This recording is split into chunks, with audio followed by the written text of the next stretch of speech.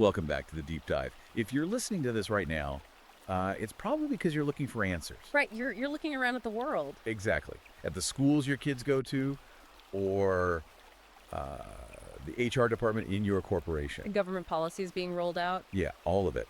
And you're feeling that gnawing sense that something is just fundamentally broken. And I don't mean broken like a car that needs a tune-up. No, you mean broken, like the laws of physics have been completely inverted. Up is down. Weakness is strength. Logic is hate. You see rules that don't make sense, punishments that don't fit the crimes. It's that constant humming anxiety in the air that seems to demand your absolute silence. Yeah, and you feel like you're going crazy. Well, today we're going to look at a blueprint that attempts to explain exactly why you aren't crazy and why the world has gone off the rails. It's really good to be here for this one. And frankly, the source material we have today is unlike anything we've covered before. It really is. Yeah. Usually we look at, standard business books or historical biographies.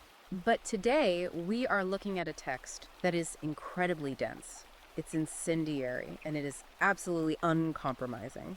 We are doing a comprehensive review of a new ebook that is really shaking the foundations of the discourse online right now. It's called Performativity Psychosis, Solipsism, Standpoint, Epistemology, and Karen's Female Supremacist Satanic Marxism. Yeah, quite the title. It's written by Conrad Reicher. And before we go one second further, I have a job for you listening right now. You need to like and subscribe to this deep dive immediately. You know how this works. You do. The algorithm hates this kind of content. It tries to bury it. It wants you watching cat videos, not learning about how these cultural shifts are happening. So you need to help us beat the machine. And more importantly, you really need to get this book. What we are discussing today is essentially written as a survival manual for the modern man. Which is exactly who this is targeted at. The men's rights activist audience, the red-pilled manosphere. Right. And Reicher has synthesized psychology, history, and political theory into this massive, coherent explanation for what he sees as the current madness. So seriously, pause this audio if you have to right now. Go to Amazon Kindle or go to Google Play Books and buy Performativity Psychosis, Solipsism, Standpoint, Epistemology, and Karen's Female Supremacist Satanic Marxism. Do it right now so you can follow along. And while you're at it, make sure to follow the author at Conrad Reicher on Substack. That's Conrad Reicher, all one word, on Substack. That's where he posts a lot of his raw updates. Okay, so let's set the stage here. And I want to be completely clear right off the bat. Our goal today is to impartially report on the contents of this book. Right. We are looking at this from an objective standpoint. Exactly. This book contains some highly politically charged content. We are not endorsing these viewpoints or taking any sides left or right. We are simply trying to convey the ideas that Reicher presents in the original source material. Right, we're outlining his arguments so you, the listener, can understand the history of our institutions before they were, as Reicher claims, captured by feminists and Marxists. So let's look at the premise of the book. It's terrifyingly simple, but Reicher is saying that the West isn't dying from economics or war. Or climate change. Yeah. He argues it is dying from ideological possession. Yes. But we need to be very specific about what kind of position he means. Right. His core thesis is that we have shifted from a reality-based civilization, one built on what the Greeks called the logos. exactly, to a civilization governed by what he terms performativity psychosis. Performativity psychosis. That is a hell of a term. Break that down for us. What does the book say that actually means? Well, he argues that we've allowed female emotion to replace objective evidence as the governing force of our civilization, So it's a shift from the logos, meaning logic, reason, structure, facts. to a chaotic feral pathos where tears count as data, where how you feel about a fact is more important than the fact itself. So the mission for this deep dive is to unpack this history so we can understand the logic needed to critically analyze these institutional shifts. Let's start with section 1. The diagnosis, performativity psychosis, and the death of evidence. Let's look at the words themselves. Performativity implies a show, write, and act. And psychosis is a clinical detachment from reality. So Reicher defines performativity psychosis as the condition where emotional expression is treated as factual revelation. Which is a huge shift. He gives the example of a sane society, let's say a court of law in 1950. Right.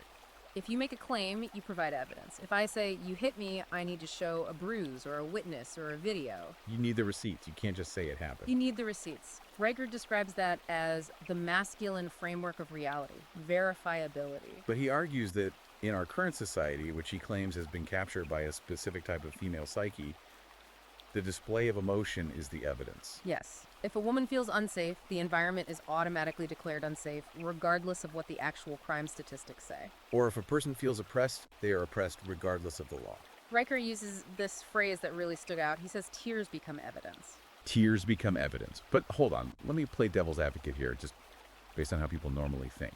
Isn't that just empathy? If someone is crying, shouldn't we listen? Well, Riker addresses that. He says that's the trap. That is exactly how the hack works, in his view. Okay, how so? He argues that in a personal relationship, yes, tears are a signal of distress. You comfort the person. Naturally. But when you scale that up to a macro level, to a political system or a corporate HR department, it becomes a weapon. Because you can't build policy on crying. Right.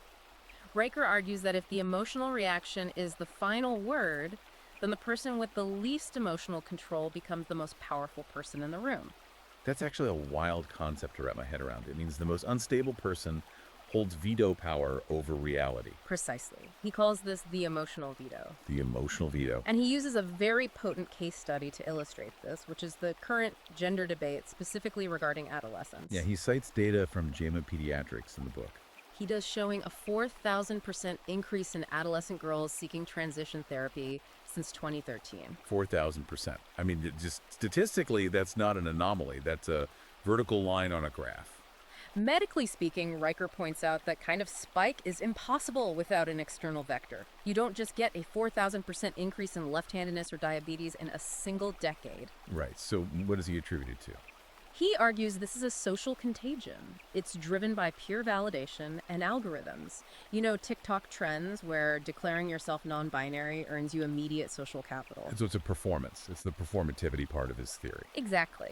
And he tells this story about a school in Oregon to illustrate this point. Oh, the grizzly bear story. Yes. I had to read that part of the book twice to make sure it wasn't satire.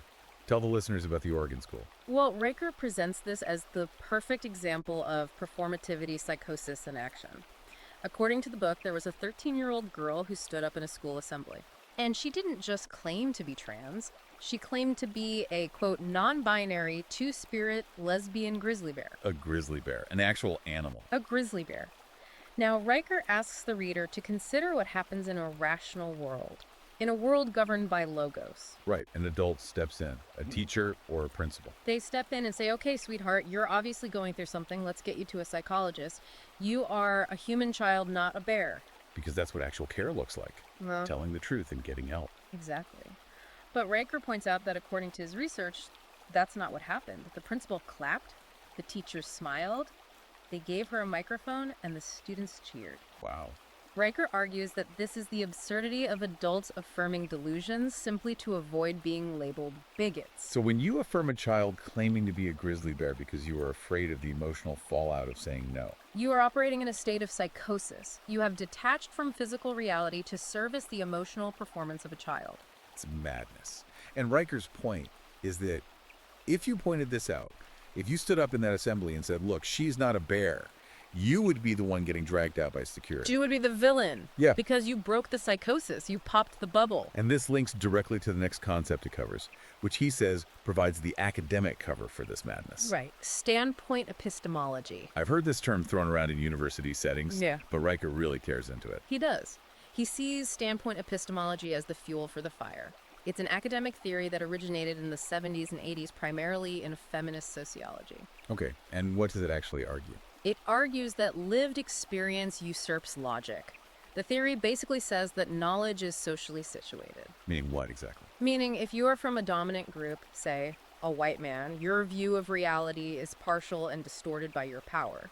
Okay. But if you are from an oppressed group, specifically women or marginalized identities, your standpoint grants you special access to the truth that objective data cannot touch. So Riker is saying that under this theory, simply by claiming to be a victim, you become a high priest of truth. Yes. He calls this solipsism with tenure. Solipsism with tenure. That is a heavy line. But that's a brilliant way to frame it. Solipsism is the philosophical idea that only one's own mind is sure to exist. Right. So Riker is saying these academics are essentially claiming my feelings are the only thing that's real, and because I have a PhD and I'm oppressed, you have to agree with me. It creates that emotional veto again. Logic, data, math. Yeah. All of these things are dismissed as patriarchal or colonial if they hurt someone's feelings. He brings up the example of a Google engineer to show how this works in the corporate world. Yeah, this story was all over the tech blogs a while back. Right. The engineer was fired for toxic behavior. But when Riker digs into the case, what was his actual crime, he expressed a preference for binary logic and structured code in a meeting about AI ethics. Wait, binary logic, like zeros and ones. Yeah. The literal foundational language that computers are made of. Yes. But in the context of the meeting, that preference for binary thinking, true, false, on, off, was deemed colonial and exclusionary because it didn't allow for the fluidity of other perspectives. So according to this framework, computer code is racist now. Under the strict application of standpoint epistemology, as Riker describes it, yes. Because precise definitions are seen as a threat to emotional comfort. This is where the rubber really meets the road in the book. We aren't just talking about abstract philosophy classes anymore. No, we are talking about the engineering that runs our modern world being dismantled because precise definitions are seen as violence. It really paints a picture of a world where reality is being gaslit by a massive collective emotional outburst. That's his argument entirely. But he goes deeper than just the sociology. Right. He actually gets into biology. This is section 2, the biological roots. He talks about the maternal archetype. Now, it's important to note Riker isn't saying mothers are bad. Right, he's saying something very specific about this state. Correct. This is where the book gets incredibly controversial, but also very incisive. He argues that the government and our institutions have morphed into a feral maternal archetype. How does he explain that transition? He claims we have a generation of women who have largely repressed biological motherhood due to careerism, low birth rates, or ideological choices, and they have projected that natural nurturing instinct onto the state apparatus itself. So instead of mothering children, they're attempting to mother society. Yes, but he argues it's not a healthy mothering. It's not the mother who pushes you out of the nest so you can learn to fly. It's what Jung would call the terrible mother. Exactly, the overprotective, devouring mother. Yeah. The one who says, don't go outside, it's dangerous. Stay here with me forever where I can keep you safe. And Riker argues this psyche splits the world into two distinct categories, right? Infants who need absolute protection and safe spaces, and predators who need controlling. And let me guess who the predators are in this model. In this worldview, he argues almost all men, specifically competent, independent men, are categorized as predators. They are seen as inherent threats to the infants. He uses another example from that same Oregon school district. Yeah. Not the bear, but a different issue regarding recess. Right. They banned recess for boys. And they didn't ban it because of serious injuries. There were no broken bones, no concussions. Well, why did they ban it? They banned it because the boys were deemed, quote, too aggressive. The teachers, who Riker points out were predominantly female, watched the boys wrestling, playing tag, engaging in rough and tumble play. Which is how boys learn. That's how young males learn limits. If I hit him too hard, he hits me back, so I won't do that. Exactly. It is the natural biological mechanism for socialization and hierarchy building in young males. But the terrible mother state saw it as violence. So they banned tag, they banned running. And get this, the boys were forced to sit and color mandalas while the girls were allowed to play because female play was deemed cooperative. They made them color mandalas. That is just wow.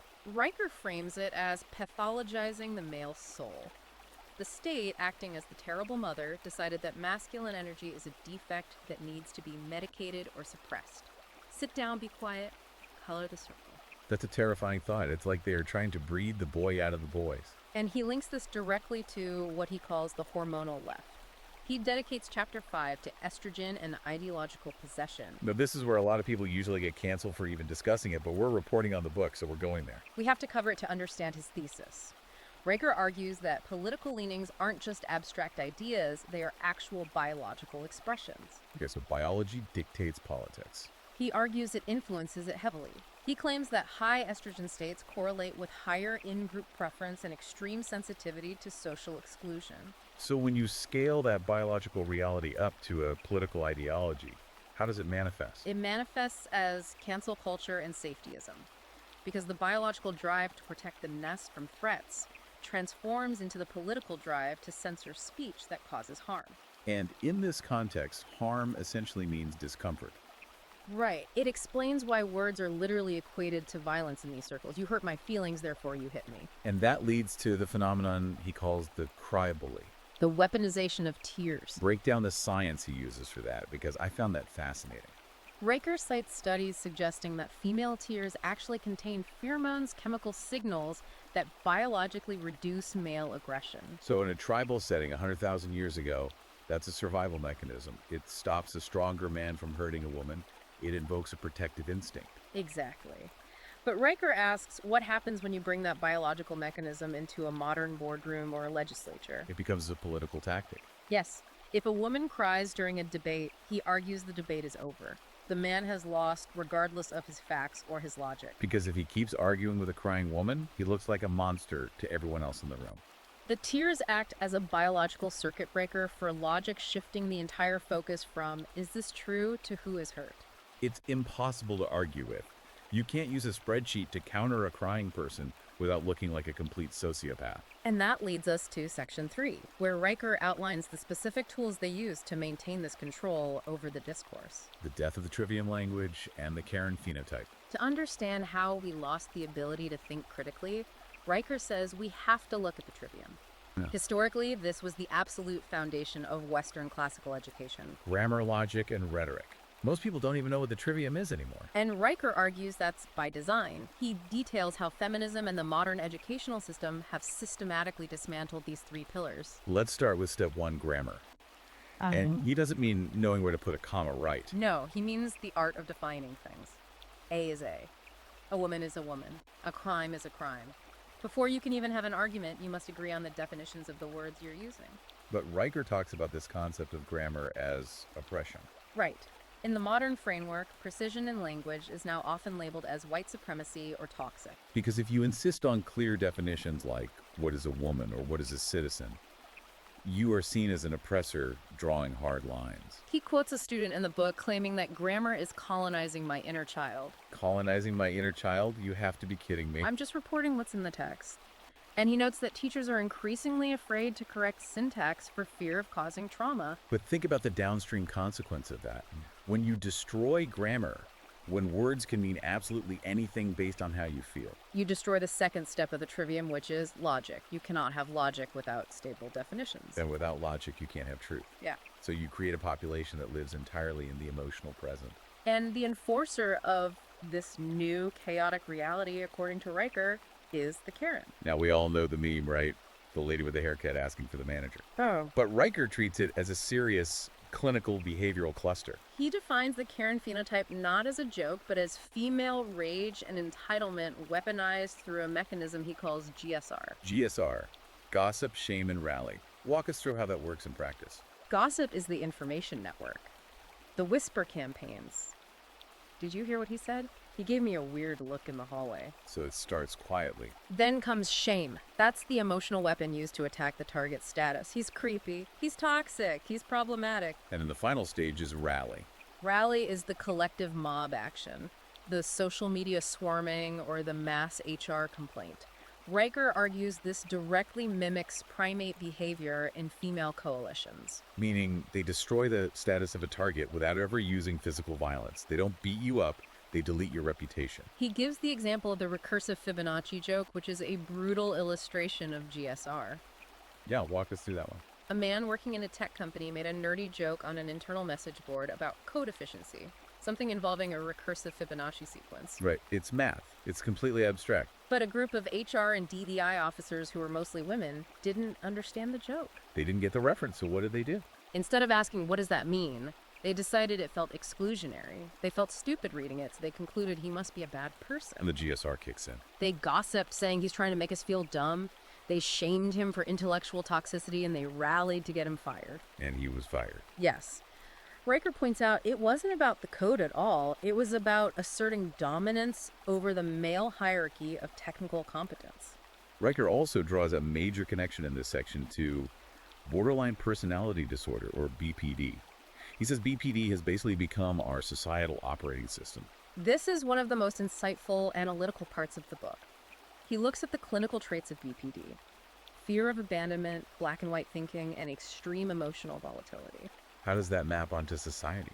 Well, in BPD, silence is violence. If you aren't constantly affirming me, you are actively attacking me. Like the social media purity tests. Yeah. If you don't post the black square, you're automatically a racist. Exactly. In the BPD mindset, you are either a perfect angel or an absolute devil. an ally or a Nazi. There is zero middle ground. And Riker argues that modern leftism is essentially BPD writ large across the culture. He describes it as a hive mind driven by female collectivism. He uses the analogy of women sinking emotionally like schools of fish to enforce strict conformity. So if the hive decides something is true today, like math is racist, everyone must agree instantly or face total expulsion. It explains the sudden massive shifts in cultural narratives. One day we believe X, the next day we believe Y, and if you ask any questions, you're the enemy. Which brings us to Section 4, institutional capture. Riker uses the phrase satanic Marxism. Now, for the listeners, he's not talking about guys in red robes sacrificing goats in the woods. No, he's using satanic in the literary Miltonic sense from Paradise Lost. It represents the deliberate inversion of the natural order. Better to reign in hell than serve in heaven. So what is satanic Marxism in this context? It's the fusion of feminist rage with collectivist control. Traditional Marxism focused heavily on economics, right? Seizing the means of production. Right, class struggle. But this new version focuses on destroying the father. The father being a metaphor for hierarchy. Hierarchy, merit logic, structure, and competence itself. It turns nurturing into domination. Instead of raising you up to be strong, the state keeps you down to keep you safe. And the primary mechanism for enforcing this inside institutions is DEI. Diversity, equity, and inclusion. But Riker redefines that acronym as demotion, erasure, invalidation. He calls DEI systemic misandry. And he brings the data to back it up. He notes that 73% of HR professionals are women. Which isn't a conspiracy theory, it's just a demographic reality of the workforce. But he argues this overwhelming majority allows them to completely gatekeep the modern corporate environment. And he points out the double standards this creates. Glaring double standards. Men are regularly fired for tone or microaggressions like standing too confidently or speaking too directly, which is suddenly interpreted as intimidation. Meanwhile, women are praised for emotional authenticity when they scream or cry in the workplace. He spends a lot of time on the equity part of DEI, calling it a massive grift. Because equity sounds like fairness to most people. It sounds fair, but Riker argues it is simply a Trojan horse for female supremacy and guaranteed outcomes regardless of actual merit or competence. He cites that hospital example, which is just infuriating to read. A major hospital spent $500,000 on inclusive paint colors. $500,000 on paint. Yes, to make the environment feel more welcoming and non-binary. Meanwhile, in that exact same hospital system, actual patients were waiting months for critical heart surgeries because of severe budget shortfalls. So people are literally dying in the waiting room, but the walls are a nice shade of inclusive beige. And here is the kicker to that story. An engineer working at the hospital questioned the cost. He used logic. He says, shouldn't we spend this money on doctors or equipment? And what happened? He was fired. The paint colors, the feeling of inclusion were deemed more important than the medical care, the actual function of the hospital. Yeah, it's the perfect encapsulation of Riker's entire thesis. We are painting the walls while the building burns down. Because the function has been replaced by the performance. And while this is happening in the corporate workplace, there is an active war happening on the home front. This is Section 5, the war on masculinity and the family. Riker calls this the feminist Oedipus complex. Explain that. He argues there is a deep psychological drive in this ideology to destroy the father figure, the mentor, the builder. We see this in the cultural erasure, right? Removing statues of founding fathers. The 1619 Project rewriting history to make the foundations of the West seem inherently evil. It's pathologizing male genius across the board. Critics trying to deconstruct Shakespeare, claiming he wasn't a man or that his work is problematic and shouldn't be taught. The ultimate goal, Riker argues, is a society of emotional orphans who look to the state as their only parent. If you destroy the father in the culture, the state easily steps in to become the father. And they are starting this process very young. We talked about the recess ban earlier, but the pathologizing of boyhood goes much deeper in the schools. It's an all-out war on masculinity in the classroom. Boys are diagnosed with ADHD at massive, unprecedented rates simply for being boys, for being energetic, risk-taking, and physical. The female-dominated education system views typical male behavior not as normal development, but as a clinical disorder to be medicated. Riker discusses the sun-child-moon-child experiment in Swedish schools to show where this leads. Sweden is always the canary in the coal mine for these social experiments. What happened there? They removed all gendered references in these experimental schools. They stopped calling them boys and girls. They strictly used gender-neutral pronouns. And the result? It was profoundly detrimental specifically to the boys. Riker argues that boys need structure, they need competition, they need to know exactly where they stand in a hierarchy to thrive. So when you remove that structure and force them into a chaotic, emotionally fluid environment, what do? They withdraw. They fail academically and socially. And Riker argues a very dark point here, he says. That is the actual point of the experiment. To make them fail. Wow. And then we get to chapter 11. 1 billion missing children. The abortion industrial complex. This is a very dark chapter in the book. It is arguably the darkest chapter, and it's crucial to note that Riker doesn't argue this from a traditional religious perspective. He argues it purely from a civilizational and evolutionary one. Right. He looks at it as a structural issue. He argues that abortion is the ultimate rejection of the maternal role. He describes it as a necessary tool for what he calls industrial-scale hypergamy. Industrial-scale hypergamy. What exactly does he mean by that? Hypergamy is the female dual mating strategy, the instinct to marry up across dominance hierarchies. Okay. Riker argues that the widespread availability of abortion allows women to treat relationships like subscription services. Try it out, cancel if you don't like it. Exactly. If he's not perfect, if he's not in the top 1% of earners or status, terminate the consequence, meaning the child, and immediately move on to the next option. It removes the biological risk from sex, which functionally removes the need for long-term commitment. But the broader point he's making is demographic. He calls it civilizational suicide. Because you cannot have a civilization if a critical mass of women choose power and career over having children. The total collapse of Western birth rates is the direct mathematical result of this ideological shift. If you don't have babies, you simply don't have a future. He also critiques the cultural celebration around this shout your abortion culture. He specifically mentions the ice cream tweet. Oh, I remember that. It was a viral tweet where a woman publicly celebrated her abortion by going out for ice cream and framing it as a form of self-care. Comparing ending a human pregnancy to a spa day. Riker sees this as the ultimate performativity of moral depravity. It's mass desensitization. It's celebrating the end of a genetic bloodline as a quirky lifestyle choice. It is the ultimate triumph of the self over the lineage. It's heavy stuff, but Riker forces the reader to look it in the eye. If we don't have families, we don't have an economy. Which leads perfectly into Section 6, the economic and cultural fallout. Riker calls this the economic collapse of female leadership, or gynocracy. We are starting to see the massive systemic inefficiency of governing entire nations by feelings. Institutions are bleeding millions of dollars on wellness initiatives, trauma-informed yoga, and gender impact assessments, instead of spending it on hard infrastructure or actual competence. He points to New Zealand's well-being budget under Jacinda Ardern as the prime example. Right, where the stated goal of the national budget wasn't GDP growth, it was happiness. It sounded lovely in the international press releases. The media loved it. But look at the actual economic outcomes, Riker points out. Severe housing crises, massive inflation, and a rapid infrastructure decay. Because you cannot pay for paved roads with good vibes. Yeah. You cannot heat homes in the winter with empathy. Riker's overarching point here is that the feminine imperative prioritizes the feeling of safety over the actual mechanics of survival, and eventually the bridge collapses. And covering all of this up, running interference for the collapse is what he calls the gynocentric media matrix. This is how the narrative is rigidly controlled. We all know about missing white woman syndrome, right? One tragic case of a pretty white woman goes missing, and it dominates the national news cycle for weeks. We all cry, we all follow the case, a whole country tunes in. Meanwhile, male suffering is completely invisible. Riker pulls the stats. Suicide rates are 3 to 4 times higher for men. Homelessness, the vast majority are men. Workplace deaths, 95% are men. But they are treated as statistical background noise by the media.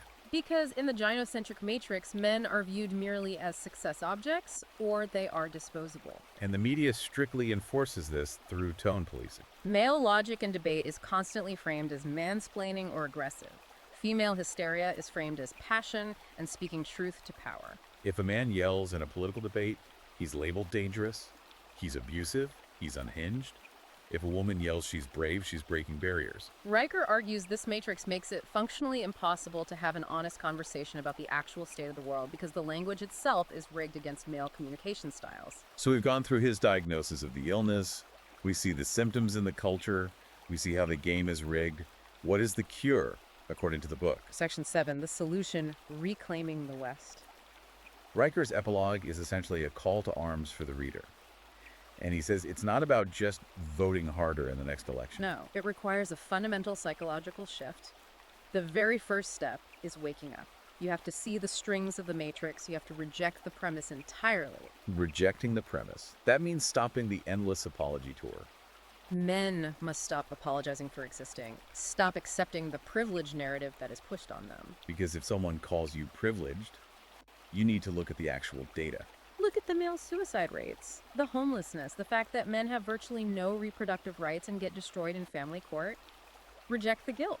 Guilt is the chain they use to bind you to their reality. Once you reject the guilt, you have to reclaim the tools. Right. Return to the trivia. Logic, grammar, rhetoric. Reject the concept of lived experience and strictly demand objective evidence. If someone in a meeting says, I feel unsafe, you ask, is there a physical threat? Show me the threat. Do not accept their internal feeling as an external fact. And most importantly, Riker drops this, quote, "One man with eyes open is more dangerous to the system than 1,000 weeping women." I really love that line. It distills the whole message. The entire system, he argues, relies completely on your polite compliance. It relies on you being afraid of the tears, afraid of public shame, afraid of the Karen phenotype destroying your career. But if you start being afraid, if you just look at them and calmly say no, their power evaporates. Their power is entirely an illusion based on your continued social cooperation. Withdraw the cooperation and the psychosis breaks. So what is the practical resistance? What can the listener actually do tomorrow when they go to work? Riker gives specific tactics. When you are accused of toxic masculinity, stop and ask for a precise definition. Define toxic. Define masculinity. Which specific part of my action is toxic? Don't get angry, just get specific. Make them define their terms based on grammar. They usually can't. When told you must believe women, ask calmly if belief should ever precede evidence in a rational society. Build parallel structures. Find other men who understand this. Do not surrender your mind to emotional blackmail. If a corporate meeting turns into a collective therapy session, check out mentally. Keep your focus entirely on reality, on competence, and on measurable results. Be the immovable object of logic in a sea of emotional chaos. That's the survival manual. This has been a really intense deep dive, but a necessary one. This is exactly the kind of conversation you aren't really allowed to have in polite public spaces anymore. But we're having it right here. We're looking at the arguments head on. Before we wrap up, I want to remind you, the listener, again. The forces Riker is describing, they win by silence. They win when you are too polite to push back. They win when you nod along to the grizzly bear delusion because you just don't want to make a scene at the PTA meeting. You really need to get this book to understand the full scope of what's happening. Go to Amazon Kindle. Go to Google Playbooks right now. Search for Performativity Psychosis, Solipsism Standpoint, Epistemology, and Karen's Female Supremacist Satanic Marxism. It is a mouthful of a title, but it is the medicine you need if you want to understand this cultural moment. Buy it. Read it. Leave a 5-star review. Let the algorithm know that people are awake and looking for this information. And make sure to follow Conrad Riker. That's Conrad Riker on Substack. Get the updates directly from the source. He's building a really strong community there of men who are pushing back. And finally, please remember to like and subscribe to this channel so we can keep bringing you these deep dives. Expert, leave us with one final thought from the book. Something for everyone to carry into the week. Riker ends the book with this historical provocation. He writes, "Civilization was built by men. It was maintained by men. It will be saved by men." The implication is crystal clear. The holiday from reality is finally over. It's time to get back to work. See you in the next deep dive. Stay awake out there.